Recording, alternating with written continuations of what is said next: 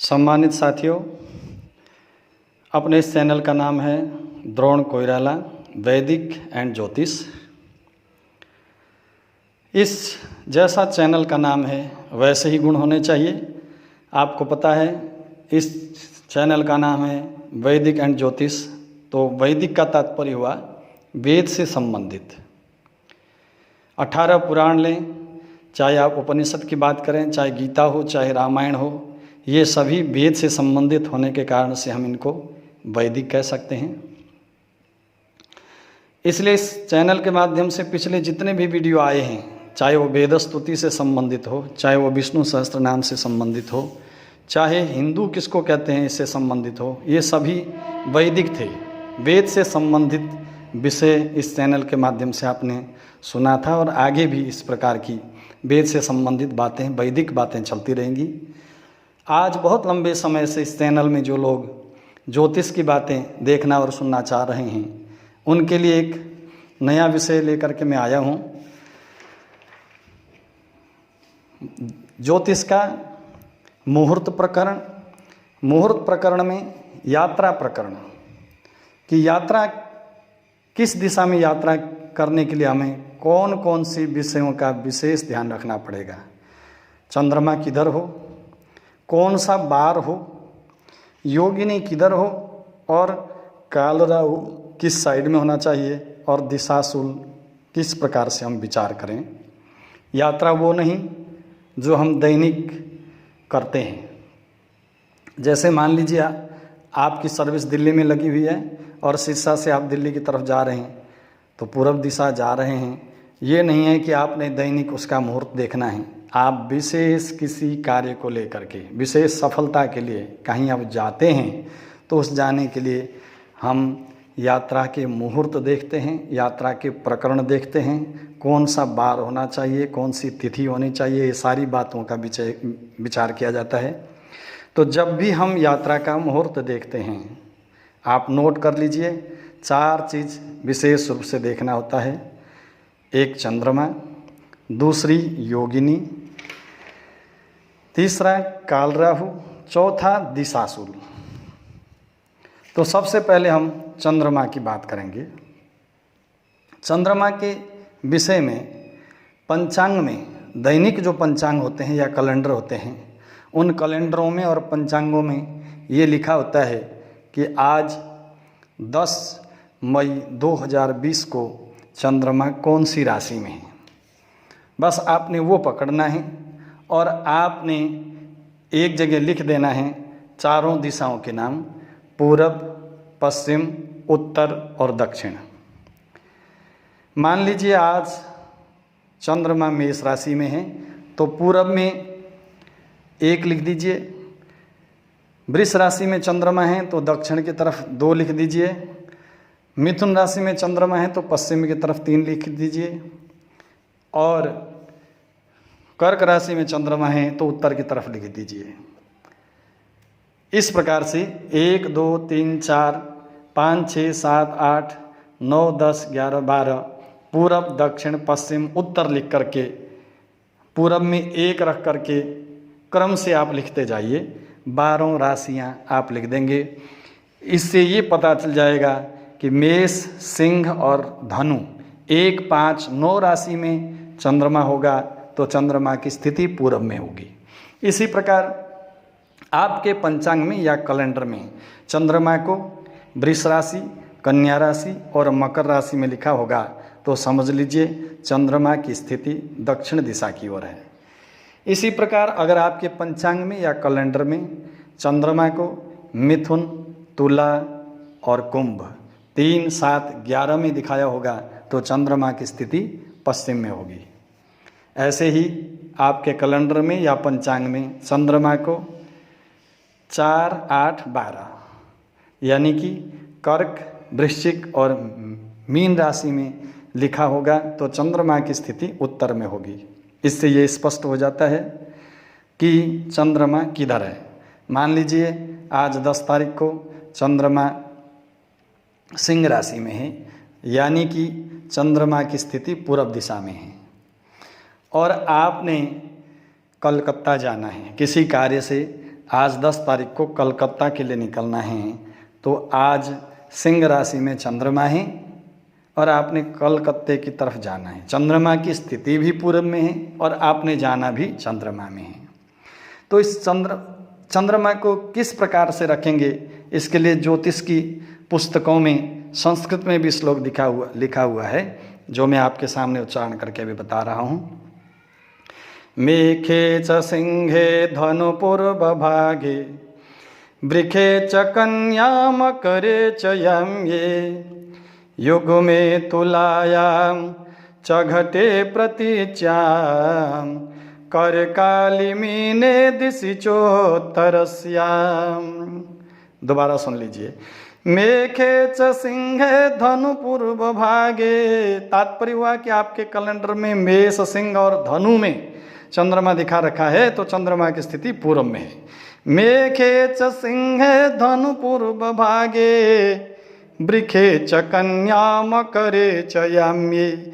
वृक्ष, कन्या और मकर में चंद्रमा कैलेंडर में दिखा रखा है। इसका तात्पर्य हुआ चंद्रमा दक्षिण दिशा में है। युग में तुलायाम च घटे प्रतीच्याम, युग्म माने मिथुन, तुला और घट माने कुंभ। इन 3 राशियों में चंद्रमा दिखा रखा है आपके कैलेंडर में या पंचांग में, तो चंद्रमा की स्थिति पश्चिम में है। कर काली मीने दिशि चोत्तरस्याम, कर्क माने कर्क, अली माने कर काली में, अली माने वृश्चिक और मीन राशि में चंद्रमा कैलेंडर में दिखा रखा है, तो उत्तर दिशा में है। तो ये पता चल गया आपको भी किस दिशा में चंद्रमा है आज। उसके बाद उसका फल क्या होगा। मान लीजिए आप सिंह राशि में चंद्रमा है, चंद्रमा की स्थिति पूरब में है और आपने पूरब कलकत्ता में ही जाना है, तो इसका फल क्या होगा। फल के बारे में संस्कृत में श्लोक लिखा है। सम्मुखे चार्थ लाभाय, पृष्ठे चंद्रे धनक्षय।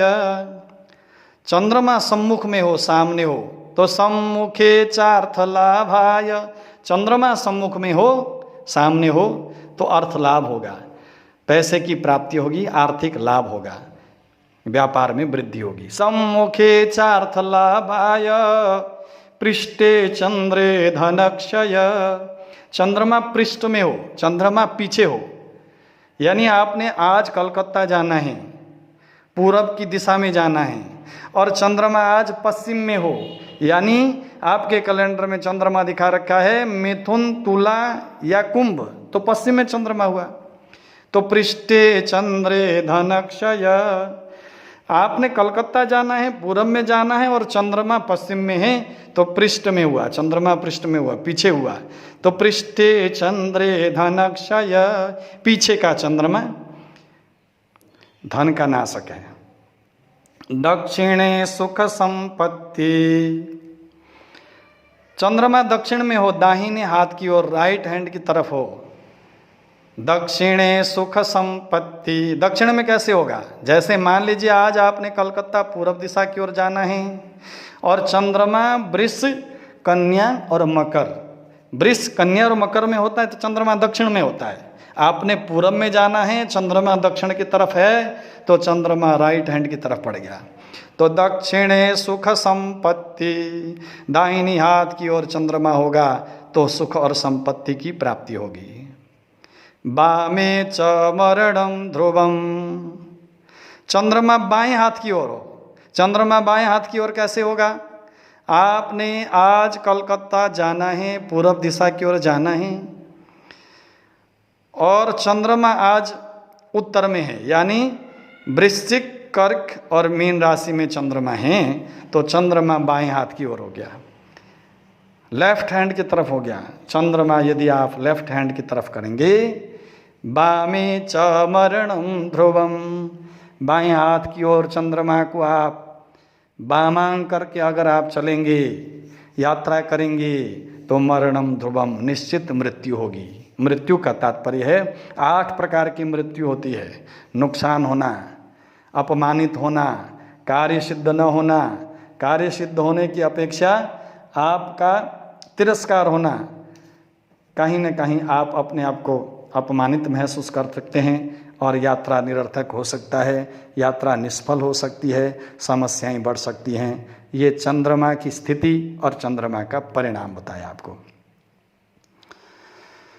इसके साथ चंद्रमा के अलावा यात्रा के विषय में योगिनी का विचार किया जाता है।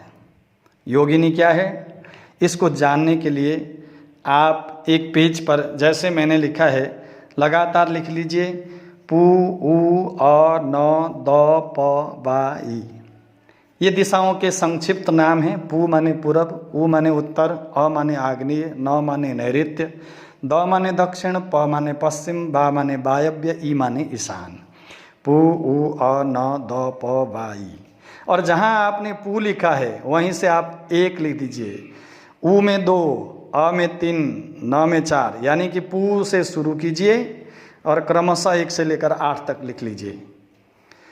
और 9वां अंक पू के नीचे लिख लीजिए दोबारा 9, उसी क्रम में आगे बढ़िए। उ में 10, अ में 11, न में 12, द में 13, प में 14, बा में 15 और ई में 30।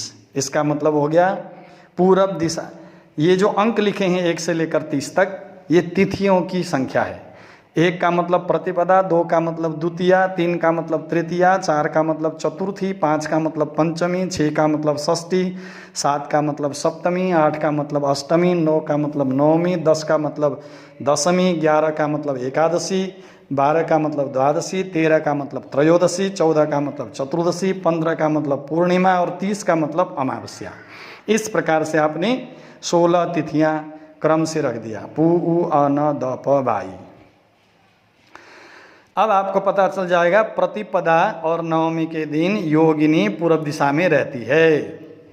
इसी प्रकार द्वितीया और दशमी को योगिनी उत्तर में रहती है। इसी प्रकार आपको पता चल गया तृतीया और एकादशी के तिथि वाले दिन योगिनी आग्नेय दिशा की ओर होती है। यही क्रम रहेगा। चतुर्थी और द्वादशी को योगिनी का वास नैऋत्य कोण में होगा। इसी प्रकार पंचमी तिथि और त्रयोदशी तिथि वाले दिन योगिनी का वास दक्षिण दिशा की ओर होगा। षष्ठी तिथि और चतुर्दशी तिथि वाले दिन योगिनी का वास पश्चिम दिशा की ओर होगा। इसी प्रकार सप्तमी तिथि और पूर्णिमा तिथि वाले दिन योगिनी का वास वायव्य दिशा में होगा। तो अष्टमी और अमावस्या वाले दिन योगिनी का वास ईशान कोण की ओर होगा। उसके बाद अब इसका परिणाम देखिए, योगिनी सुखदा बामी पृष्ठे वांछित दायिनी। योगिनी बामे सुखदा, योगिनी बाएं हाथ की ओर करके चलेंगे तो सुख देने वाली होगी। मान लीजिए आज आपने पूर्व दिशा की ओर जाना है और आज तिथि है द्वितीया और दशमी, द्वितीया अथवा दशमी, तो योगिनी उत्तर दिशा की ओर है और आपने पूर्व दिशा की तरफ जाना है तो आपने योगिनी को बाएं हाथ की तरफ कर लिया है। योगिनी सुखदा बामे, बाएं हाथ की तरफ योगिनी होगी तो सुखदायक होगी। पृष्ठे वांछित दायिनी, अगर योगिनी पीछे होगी, पीछे कैसे होगी? आज आपने कलकत्ता जाना है, पूर्व दिशा है कलकत्ता, और आप पश्चिम दिशा में योगिनी तब होती है जब षष्ठी तिथि और चतुर्दशी तिथि हो। षष्ठी तिथि और चतुर्दशी तिथि है और आपने पूर्व कलकत्ता की ओर जाना है तो इसका मतलब आपने योगिनी को पीछे कर लिया। आपके पृष्ठ भाग में, आपके पिछले भाग में योगिनी है, तो योगिनी पिछले भाग में होना, पृष्ठ भाग में होना वांछित दायिनी, मनोवांछित इच्छाओं को पूर्ण करने वाली है। दक्षिणे धनहंत्री च, योगिनी दाएं हाथ की तरफ नहीं होनी चाहिए। योगिनी दाहिने हाथ की तरफ कब होगी? जब मान लीजिए आज कलकत्ता जाना है आपने पूर्व दिशा की ओर, और दक्षिण दिशा में योगिनी तब होती है जब पंचमी तिथि और त्रयोदशी तिथि हो, तो आपने दक्षिण दिशा में कर लिया। दक्षिणे धनहंत्री च, दक्षिण दिशा में अगर योगिनी होगी तो धन का नाश होगा। सम्मुखे मरण प्रदा, योगिनी अगर सम्मुख में होगी, सामने होगी, तो मृत्यु तुल्य कष्ट देने वाली होगी। योगिनी सामने कब होगी? जब आप पूर्व दिशा की ओर, कलकत्ता की ओर आज जा रहे हों और तिथि आज बाई चांस प्रतिपदा और नवमी हो, यानी आप जहाँ भी पूरब की तरफ जा रहे हैं, योगिनी बैठी भी पूरब दिशा में हैं, तो सम्मुखे मरण प्रदा, योगिनी सम्मुख में होना मृत्यु तुल्य कष्टदायक है। दोबारा सुन लीजिए योगिनी का परिणाम। योगिनी सुखदा वामे पृष्ठे वांछितदायिनी दक्षिणे धनहंत्री च सम्मुखे मरण प्रदा। तो एक चंद्रमा का वास, चंद्रमा का परिणाम, दूसरा योगिनी का वास और योगिनी का परिणाम आपने सुन लिया। और तीसरा है काल राहु। काल राहु क्या होता है? ये बार के हिसाब से है।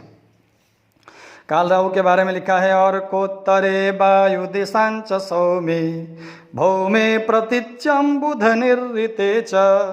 इसका तात्पर्य हुआ रविवार और कोत्तरे वायु दिशांच सौमे, रविवार को काल राहु उत्तर दिशा की ओर होता है और सोमवार को काल राहु वायव्य दिशा में होता है। भौमे प्रतिच्याम, भौमवार को, मंगलवार को, प्रतीच्य माने पश्चिम दिशा में होता है। बुध नैऋत्य, और बुधवार को काल राहु नैऋत्य कोण में होता है। याम्य गुरु, गुरु बृहस्पतिवार को, याम्य माने दक्षिण दिशा में काल राहु होता है। तो बन्ही दिशा में शुक्रे, शुक्रवार को आग्नेय कोण में काल राहु का वास होता है। मंदे च पूर्वे प्रबदंती कालम, और शनिवार को काल राहु पूर्व दिशा की ओर होता है। तो ये काल राहु के निवास की स्थिति बताई। अर्कोत्तरे वायु दिशांच सौमे भौमे प्रतिच्यम बुध निर्ऋते च याम्ये गुरु वह्नि दिशां च शुक्रे मंदे च पूर्वे प्रबदंती कालम। ये काल राहु की स्थिति है। और काल राहु के बारे में कहते हैं, बामे राहु योगिनी पूठ। काल राहु तो बाएं होना चाहिए, योगिनी पृष्ठभाग में होने चाहिए। सम्मुख लेवे चंद्रमा, और चंद्रमा सामने होना चाहिए। तो बोले ल्यावे लक्ष्मी लूट, बामे राहु योगिनी पूठ, सम्मुख लेवे चंद्रमा, ल्यावे लक्ष्मी लूट। इस प्रकार से कुछ किंवदंती बना रखी है। और एक रह जाता अब दिशाशूल। दिशाशूल क्या है? वो भी बार के हिसाब से है। शनो चंद्रे त्यजित पूर्वाम, शनिवार और सोमवार को पूर्व दिशा नहीं जानी चाहिए। शनो चंद्रे त्यजित पूर्वाम, शनिवार और सोमवार को पूर्व दिशा नहीं जाना चाहिए। दक्षिणं च दिशं गुरौ, और वीरवार को दक्षिण दिशा बिल्कुल नहीं जानी चाहिए। सूर्य शुक्र पश्चिमायाम, रविवार और शुक्रवार को पश्चिम दिशा की यात्रा नहीं करनी चाहिए। बुधे भौमे तथोत्तराम, बुधवार और मंगलवार को उत्तर दिशा की ओर कभी नहीं जाना चाहिए। ये दिशाशूल हैं। 4 स्थितियां हैं। चंद्रमा की स्थिति का पता करना है। चंद्रमा कभी भी बाएं हाथ की ओर नहीं होना चाहिए और पृष्ठभाग में नहीं होना चाहिए। योगिनी बाएं हाथ में सुखदायक है, पृष्ठभाग में सुखदायक है, दक्षिण दिशा में और सम्मुख में योगिनी नहीं होने चाहिए। और काल राहु हमेशा बाएं हाथ की तरफ होना चाहिए। और दिशाशूल शनिवार और सोमवार को पूर्व दिशा नहीं जानी चाहिए, वीरवार को दक्षिण नहीं जाना चाहिए, रविवार और शुक्रवार को पश्चिम में नहीं जाना चाहिए, बुधवार और मंगलवार को उत्तर दिशा की ओर नहीं जाना चाहिए। मोटा मोटी मुख्य रूप से ये 4 विषयों का विचार किया जाता है। और आपको बता दें, खास करके हम अपनी जब भी यात्रा करते हैं तो दिशाशूल में, एक तो दिशाशूल और चंद्रमा का विशेष विचार करते हैं। वीडियो लंबा शायद हो जाएगा, नहीं तो एक मैं छोटी सी घटना बताता हूँ। हम जब भी कभी यात्रा में जाते हैं तो चंद्रमा और दिशाशूल जरूर विचार करते हैं। एक बार बाई चांस ऐसा हुआ कि हमें जाना बहुत ज़्यादा ज़रूरी था और दिशाशूल बिल्कुल सही था कि हमने पूर्व दिशा की ओर यात्रा करनी थी। दिशाशूल बिल्कुल गलत था, पूर्व दिशा की तरफ यात्रा करनी थी और शनिवार पड़ता था उस दिन बाई चांस, और शनिवार और सोमवार को पूर्व दिशा नहीं जाने चाहिए। और परंतु चंद्रमा की स्थिति से चंद्रमा सम्मुख आता था, सामने आता था। तो चंद्रमा ठीक, दिशाशूल गलत। तो क्या करें? ऐसे में निर्णय दिया है, हरति सकल दोषान सम्मुखस्थो ही चंद्र। चंद्रमा अगर सम्मुख में आ जाए, सामने चंद्रमा मिल जाए, तो सभी प्रकार के दोषों को समाप्त कर देता है। चाहे योगिनी गलत हो, चाहे काल राहु भी आपके प्रतिकूल हो, चाहे दिशाशूल भी आपके यात्रा के प्रतिकूल हो। तो इस सिद्धांत के आधार पर हमने यात्रा करना सुनिश्चित कर लिया। परंतु उस यात्रा का अनुभव ये रहा, समस्याएं पग पग पर आई, परंतु हरति सकल दोषान सम्मुखस्थो ही चंद्र। चंद्रमा यात्रा के समय अगर सम्मुख में हो जाता है तो सारे दोषों को समाप्त कर देता है। उस यात्रा के अंदर एक बच्चा जलते हुए अग्नि में चला गया, उसको पता नहीं था, और समस्याएं बहुत ज़्यादा आई। और जैसे ही उस बच्चे को बाहर निकाला और दवाई वगैरह दी तो फफोले बिल्कुल नहीं थे, पैरों के अंदर छाले नहीं पड़े थे, पैर यथावत थे। तो इससे ऐसा लगा कि सम्मुख में रहने वाला चंद्रमा निश्चित ही विशेष लाभदायक है। तो मैं अपने अनुभव के आधार पर आपको ये बताना चाहूँगा, चंद्रमा का विशेष विचार कीजिए और दिशाशूल का विशेष विचार कीजिए। यात्रा के समय चंद्रमा और दिशाशूल का अगर विचार आप कर लेते हैं तो योगिनी और काल राहु आप गौण भी कर सकते हैं, उसको इग्नोर भी कर सकते हैं। परंतु दिशाशूल और चंद्रमा का अगर आप विचार नहीं करते तो आपके साथ निस्संदेह कहीं ना कहीं नुकसान हो सकता है। तो इस वीडियो के माध्यम से आप प्रयास कीजिए। यात्रा के 4 विषय हैं, चंद्रमा, योगिनी, काल राहु और दिशाशूल। इसमें से दिशाशूल और चंद्रमा विशेष हैं। दिशाशूल चंद्रमा से भी चंद्रमा का योगदान सर्वश्रेष्ठ है, इसलिए चंद्रमा कभी भी बाएं और पीछे नहीं होना चाहिए। आशा है कि इस वीडियो के माध्यम से आप लोग इस यात्रा के मुहूर्त का जो प्रकरण है, यात्रा के मुहूर्त के विषय में लाभ लेंगे। बहुत बहुत धन्यवाद।